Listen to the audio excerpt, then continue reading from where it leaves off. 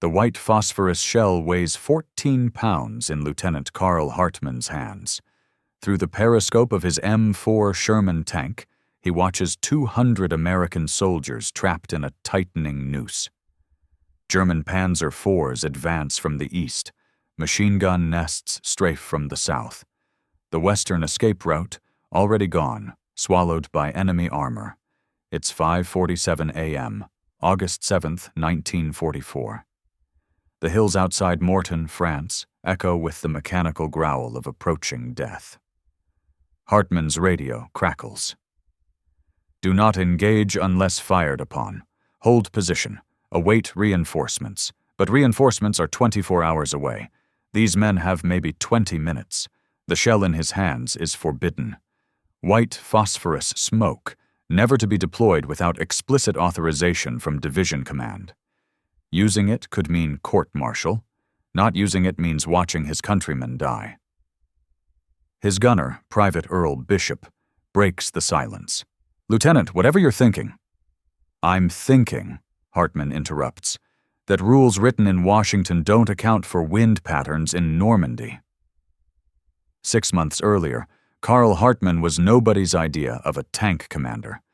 At Fort Knox, Kentucky, his instructors noted his technical precision but questioned his temperament. "Too analytical," one evaluation read, "overthinks tactical situations." Hartman had wanted the Corps of Engineers. Building bridges, not destroying them. His father, a construction foreman in Detroit, had saved for years to send Carl to the University of Michigan's engineering program. By December 1941, Carl was 3 semesters from graduation, his thesis on load-bearing calculations nearly complete. Then Pearl Harbor changed everything. In his footlocker, Hartman kept a letter he'd written but never sent to his younger sister, Dorothy. They teach us that war is about following orders, but they don't teach you what to do when the orders are wrong. Not morally wrong, tactically wrong, when you can see the mathematics of death adding up, and headquarters can't because they're looking at different numbers on a different map. He'd written it after his first combat action near St. Lo, where strict adherence to firing protocols had cost his unit 3 tanks and 12 men. To understand Mortain, you need to understand Operation Lüttich, Hitler's last desperate gamble in Normandy. Field Marshal Günther von Kluge commands 100,000 men and 400 tanks. His orders from Hitler are explicit. Attack to the sea, split the Americans, no retreat. The German force includes the 2nd SS Panzer Division, Das Reich, the same unit responsible for the Oradour-sur-Glane massacre just weeks earlier. These aren't conscripts, they're true believers, and they fight like it. August 6th, 11 p.m. 3 American units dig in on Hill 314, southwest of Mortain. 2 platoons from Company K, 119th Infantry Regiment 1 Forward Artillery Observation Team, Hartman's single M4 Sherman tank. Total strength, 232 men. They're supposed to be a screening force, eyes and ears for the 30th Infantry Division. Intelligence says the Germans are retreating. Intelligence is catastrophically wrong. August 7th, 4:15 UM. Private George Marks, Hartman's 19-year-old radio operator, picks up German voice traffic. He doesn't speak German, but he recognizes one word repeated. Mortain. Hartman climbs out of the turret, uses his binoculars. In the pre-dawn darkness, he spots something that makes his blood freeze. The distinctive muzzle brake of a Panzer IV, then another, then another. They're not retreating, they're massing. He radios division headquarters. Enemy armor concentration, minimum company strength, advancing our position. The response, negative, reconnaissance shows enemy withdrawing. Maintain position. Hartman pulls out his map, does rapid calculations. German armor approaching from 3 directions at approximately 15 kilometers per hour. American positions spread across 800 meters of ridgeline. Time until encirclement complete. 18 minutes, maybe less. His driver, Tony Vitelli, peers over. "What's the math say, Lieutenant?" It says we're fucked unless we cheat. Every Sherman tank carries smoke shells, standard white phosphorus, designed to mark targets for air support or screen retreating forces. But in the U.S. Army of 1944, ammunition is God. Every shell fired requires paperwork. Every unauthorized use triggers investigation. Hartman knows this. He also knows something else. The wind is blowing west at 12 miles per hour, straight toward the German advance. Corporal James Ortega, the loader, understands what Hartman is thinking. "Sir, we fire that without authorization. They'll bust you down to private, maybe worse. And if we don't fire it, they'll send 200 telegrams to 200 mothers." What Hartman understands that his superiors don't. White phosphorus doesn't just create smoke. It creates psychological barriers. The chemical burns at 5,000 degrees Fahrenheit. It sticks to skin, can't be extinguished with water.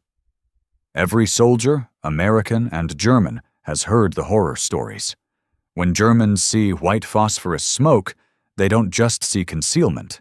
They fear what might be hidden inside it. Chemical weapons? Flamethrower teams? A full counterattack? 5:51 a.m. Final radio transmission from headquarters. All units maintain defensive positions. Do not, repeat, do not initiate offensive action. Hartman switches off the radio. Bishop looks at him. "Sir? Can't follow orders if we don't hear them." 5:52 a.m. Hartman loads the shell himself, a violation of protocol. Tank commanders command. They don't load. Through his periscope, he watches American soldiers trying to drag wounded men to safety that doesn't exist. Sergeant Michael Hoffman carries Private Danny Morrison on his back.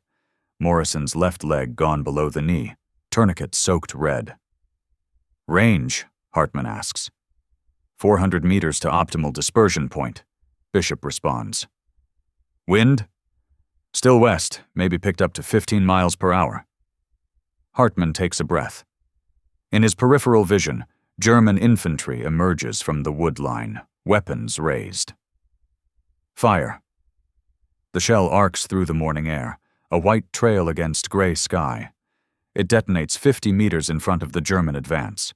Within seconds, the battlefield transforms. White smoke billows outward, dense as winter fog, driven by wind directly into German lines. Visibility drops to less than 10 meters. But more important than what Americans can't see is what Germans imagine they're not seeing. From captured German after-action reports, 05:53 hours, American forces deploy chemical smokescreen, possible preparation for counterattack, request instructions. 05:54 hours, cannot determine enemy strength, smoke too dense, holding position. 05:56 hours, possible enemy movement within smoke, multiple directions, awaiting orders. The German commander, SS Sturmbannführer Otto Baum, makes the critical decision. Halt the advance until the smoke clears. Inside the smoke screen, chaos becomes opportunity. American soldiers who moments ago were paralyzed by incoming fire suddenly can't see their attackers, and realize their attackers can't see them. Staff Sergeant Roy Patterson, Company K. "It was like God dropped a curtain. One second we're dead men, next second we're ghosts." The retreat isn't organized. It's instinctive. Men grab wounded buddies and run west, straight through where German lines should be but aren't, because the Germans have pulled back from the smoke. Hartman knows the illusion won't last. He orders selective fire through the smoke. Not at targets they can see, but at positions where Germans should be. The psychological effect compounds. Germans hear American tanks firing confidently through smoke they themselves can't see through. It suggests technological superiority, coordination, control. German radio intercept. Americans have thermal imaging or chemical detection. Engaging accurately through smokescreen. Request immediate withdrawal. They don't have thermal imaging. Hartman is firing at map coordinates and sounds. Back at 30th Infantry Division headquarters, Colonel James Lewis pounds the radio desk. "Why the hell aren't they responding?" His operations officer, Major Donald Kepler, studies aerial reconnaissance photos that are already 30 minutes old. "Sir, there's smoke. Massive smoke deployment at Hill 314. "Who authorized smoke?" "Nobody, sir." Lewis pauses, understanding immediately. "How many men we got up there?" 232, last count. "And how many are moving?" Kepler squints at the photos. "All of them, sir. They're all moving." The smokescreen lasts exactly 12 minutes before wind and dispersion thin it to transparency. In those 12 minutes, 194 American soldiers escape the encirclement. 31 wounded are evacuated who would have been captured or killed. 0 American deaths during the withdrawal. German forces advance only 150 meters instead of the planned 2 kilometers August 7th, 2 p.m. Hartman's Sherman sits in the motor pool, its crew gathered around an ammunition inventory sheet. Quartermaster Sergeant Benjamin Cross says, "Here you're short 1 smoke round." "Yes, Sergeant." "Got authorization paperwork?" "No, Sergeant." Cross looks at the crew, then at the 194 soldiers cleaning weapons nearby who shouldn't be alive. "Must have miscounted." Inventory shows full complement. He tears up the sheet. August 8th. Hartman stands before Colonel Raymond Sloan, expecting court-martial. Instead, Sloan slides a report across the desk. "German after-action intelligence. They credit you with having a full company of tanks and advanced chemical warfare capability. They report facing overwhelming American forces operating under sophisticated smokescreen tactics. You did this with 1 tank and 1 shell?" "Yes, sir." "You violated 17 separate regulations." "Yes, sir." "You also prevented the annihilation of 3 units and maintained our position at Mortain, which intelligence now considers critical to stopping the entire German counteroffensive." Sloan stands, walks to the window. "I'm recommending you for the Bronze Star. I'm also recommending revision to our smoke deployment protocols. Your unauthorized action is now tomorrow's standard procedure." Within 2 weeks, Hartman's Morton smoke maneuver is being taught at armor schools. The key insights. Smoke is a psychological weapon, not just concealment. Wind direction matters more than volume. Enemy assumptions can be weaponized. 12 minutes of confusion beats 12 hours of firepower. Major General Leland Hobbs, commander of the 30th Infantry Division, writes in his memoir, "One lieutenant with a weather eye saved what 3 battalions couldn't have retaken." After the war, SS Sturmbannführer Otto Baum is interviewed at a POW camp. "The smoke at Morton? We assumed it was coordinated, massive. In Russia, smoke meant chemical weapons might follow. We'd seen what white phosphorus could do. It burns through steel, through men. When it appeared so suddenly, so precisely placed, we knew the Americans had planned this.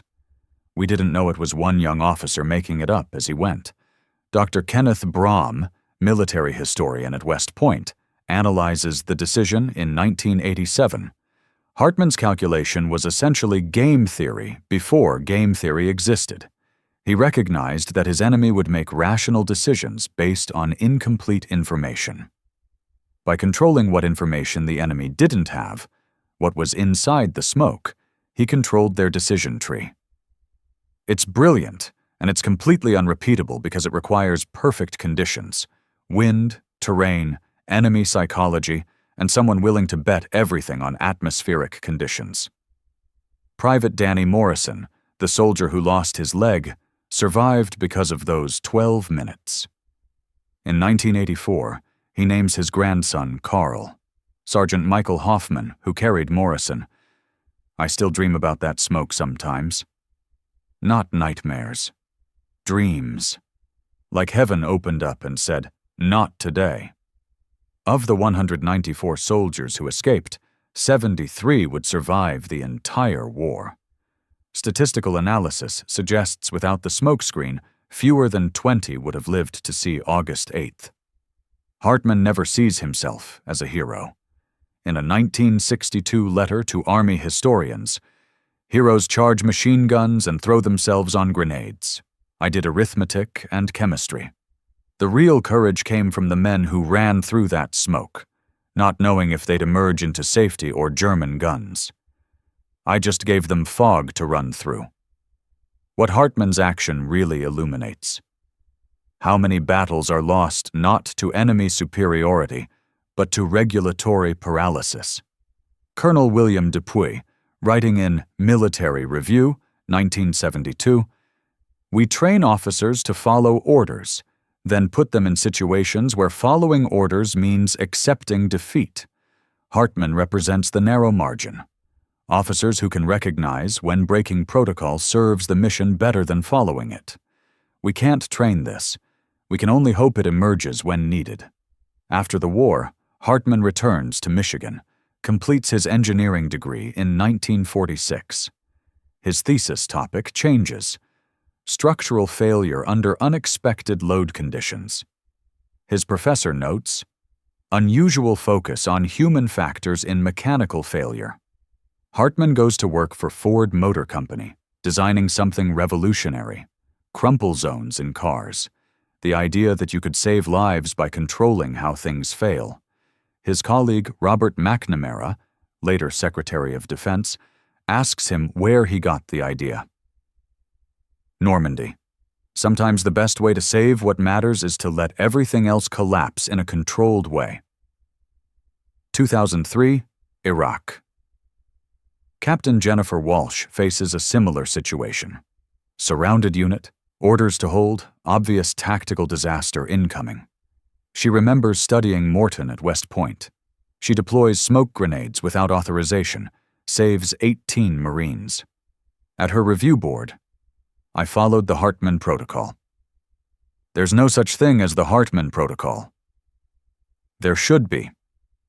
Her recommendation leads to Tactical Directive 390.61. Field commanders may deploy obscurant smoke at their discretion when immediate tactical situation threatens unit survival. It only took 60 years to make Hartman's decision legal. The ethics of white phosphorus remain contentious. Banned as a weapon against personnel by international law, permitted as a smokescreen. Hartman's use existed in the gray zone, smoke that coincidentally terrified. Dr. Sarah Chen, ethics professor at the Naval War College. Hartman weaponized fear without firing a shot. He turned chemistry into psychology. It's genius, and it's morally complex. He saved American lives by making Germans imagine horrors that weren't there. Is that ethical? Depends on whether you were one of the 194 who lived. Meteorologist Captain David Roth analyzes the conditions at Mortain. Hartman had about a 3-minute window where wind speed and direction were perfect. Earlier, the smoke disperses too fast. Later, wind shifts north and covers his own retreat. He didn't just read the battlefield, he read the atmosphere.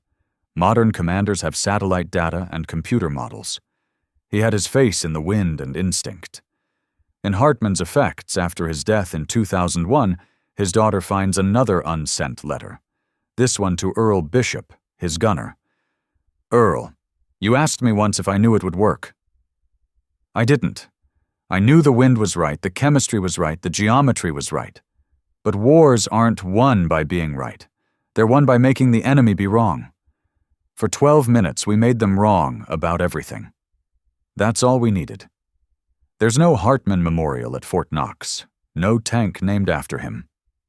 His Bronze Star citation reads simply, "For meritorious service in ground operations against the enemy." But in the Armor School's Tactical Decision course, scenario number 4 is called the Morton Problem.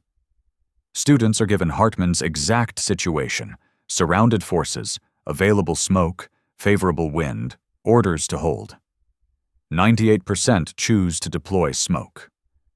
When asked why, the common answer: because that's what you do. They've internalized Hartman's heresy as doctrine. 2000 final reunion of Hartman's crew in Dearborn, Michigan. Tony Vitelli. You know what bothers me? Kids today think war is like video games. Clean decisions, clear enemies. James Ortega. Carl taught us different. Sometimes you win by making everyone confused, including yourself. George Marks, the radio operator who finally learned to speak. I was so scared that morning. Then Carl turned off the radio. Just click. Like he was turning off fear, turning off everything except the next 30 seconds. Earl Bishop. He saved us by breaking the rules. How do you teach that to your grandkids? Hartman. Quiet until now. You don't teach rule breaking. You teach rule understanding. Know why rules exist, and you'll know when they don't apply. 1994, Normandy Battlefield Tour. Carl Hartman, now 74, meets Heinrich Weber, 73, former Panzer IV commander from 2nd SS Division. Weber. You were the smoke tank? Hartman.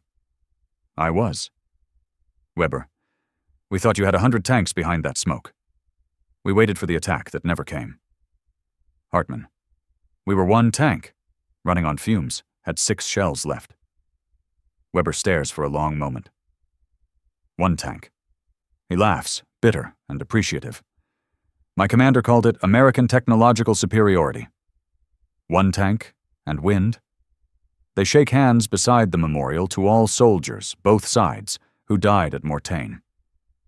In his final interview, 1999, Hartman is asked what made him pull the trigger on that smoke round. Engineers calculate load tolerances. Every bridge has a breaking point, but also a safety margin, the space between what it's rated for and what it can actually handle. That morning, I saw we were past our rating. The only thing left was to test the safety margin, not of the tank or the shell, but of the situation itself.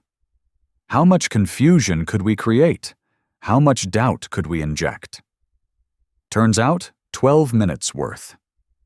Professor Michael Warren, teaching military ethics at Annapolis, uses Hartman's decision as a case study. It's not about breaking rules, it's about understanding when rules become obstacles to their own purpose. The regulation against unauthorized smoke deployment existed to preserve resources and prevent friendly fire. But what resource is more precious than 194 lives? Hartman didn't break a rule. He fulfilled its intent through disobedience. Hartman's daughter asks him once what he thought in the second before ordering fire. I thought about your mother, though I hadn't met her yet. I thought about the houses these men would build, the children they'd raise, the dreams they'd chase if they lived past the next 10 minutes. And I thought about explaining to their families why I followed orders instead of following sense. The choice made itself. War colleges study famous last stands, Thermopylae, the Alamo, Rorke's Drift. They study brilliant attacks, Cannae, Austerlitz, Desert Storm. Mortain was neither. It was a successful confusion, a weaponized uncertainty, a mathematical manipulation of fear and wind. One lieutenant, one tank, one shell, one decision to trust the wind over the radio. 80 years to the day after the smokescreen at Morton, the U.S. Army unveils new tactical doctrine. Asymmetric information warfare, creating decision paralysis through environmental manipulation. Page 1, footnote 1. Based on principles first demonstrated by Lieutenant C. Hartman, Mortain, 1944. The manual doesn't mention that Hartman was court-martialed, nearly cashiered, then decorated for the same action. It doesn't need to. Every officer reading it understands. Sometimes the difference between disaster and brilliance is 12 minutes of smoke and the courage to strike the match. Carl Hartman died March 15, 2001, age 81. His last recorded words, to a nurse who asked if he needed anything. Just check the wind direction for me. She thought he was confused, maybe reliving the war. His daughter knew better. he never stopped calculating. Wind speed, angles, probabilities. Even dying, he was engineering his way through it. At his funeral, 194 flags arrive from around the country. No organization sends them. They come from individuals, families of men who lived because one morning in France, a lieutenant chose smoke over protocol, chemistry over commands, 12 minutes over regulations. The wind that day blows west at 12 miles per hour. Perfect conditions.